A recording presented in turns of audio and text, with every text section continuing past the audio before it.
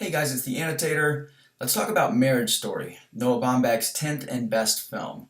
I highly recommend this to just about everyone, and I think it'll be enjoyable to most adults. In dealing with the complexities of human relationships and responsibility, it's universally relatable, and Baumbach provides the content with a flawless blend of realism, levity, and breathing space for his brilliant ensemble. The movie's focused on two people while they navigate a divorce, but of course it's not called Divorce Story, and I think the title's indicative of what the movie articulates about relationships, especially marriage, and especially marriage with children.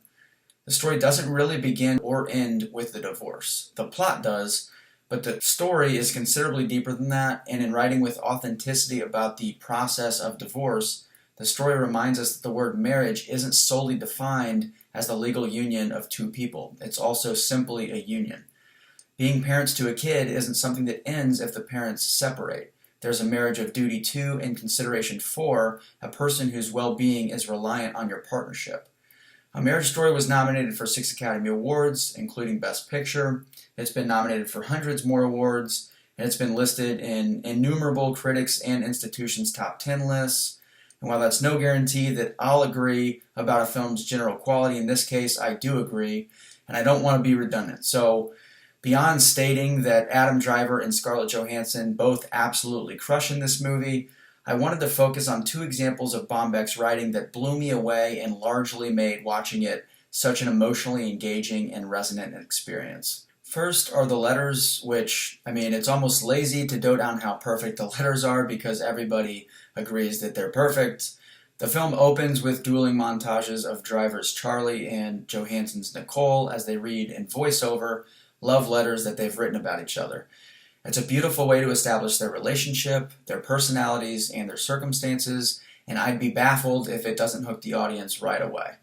The montages conclude and silently cut to Charlie and Nicole awkwardly sitting in an office with a marriage counselor whom we learn had asked them to write these letters to remember to be compassionate to one another during the divorce proceedings, which he notes can get nasty.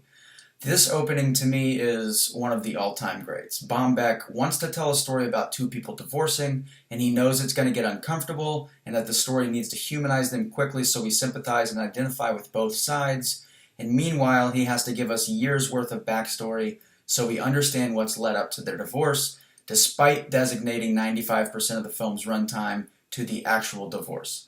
So it recalls the iconic nonverbal opener from Us, as each gives us emotional stake, necessary exposition, and earns our full attention, all through strictly cinematic language. The second thing I wanted to isolate is how Baumbach develops a specific character and uses that character's appearance to reveal a decisive narrative beat that changes the trajectory of the story.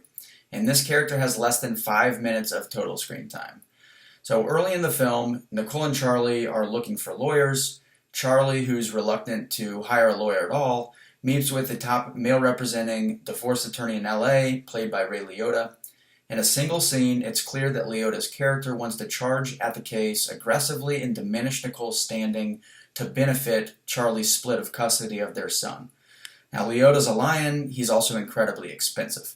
Charlie leaves and eventually hires Alan Alda, a family attorney who's kind and relatively affordable. During mediations, however, Laura Dern's character, who's Nicole's lawyer, devours Alda whole, and Charlie fears he's going to lose custody of his son. So Charlie fires Alda and appears at the courthouse alone, juxtaposed with Nicole and Dern's team loosely chatting in the corridor.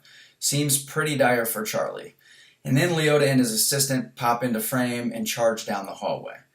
By setting up Liotta's character so pointedly in the earlier scene, bringing him back into the film at this point gives the audience an instant context and alters our perception of how the story's going to play out. It's genius screenwriting, and these subtle misdirects go a long way in keeping our intrigue in a movie about a legal separation. Baumbach has always been a skilled writer in my opinion, but a lot of his films have struggled to balance narrative with dialogue and dynamic. They're either interesting stories with unsatisfying characters or vice versa. The Squid and the Whale is an exception, as is Wes Anderson's The Life Aquatic, which Baumbach co-wrote with Anderson, and to a lesser degree I think Margot at the Wedding is another exception, but Greenberg, Francis Ha, While We're Young and the Meyerowitz stories all feel like meandering experiments more than strong whole films.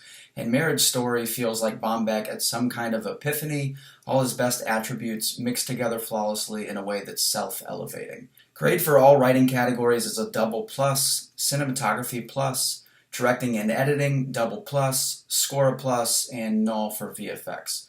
Final thoughts here: the finest example of Baumbach's regular knack for family dynamics, sobering humor and evolved characters, and a stunning presentation of Driver's and Johansson's temperaments, range, and chemistry. I'm rating Marriage Story a 9 out of 10. Thank you very much for the support. I sincerely hope you guys enjoyed this review. If you want to discuss your thoughts on the film, please comment below. Also, please like this video and subscribe if you haven't already. I will see you in the next one.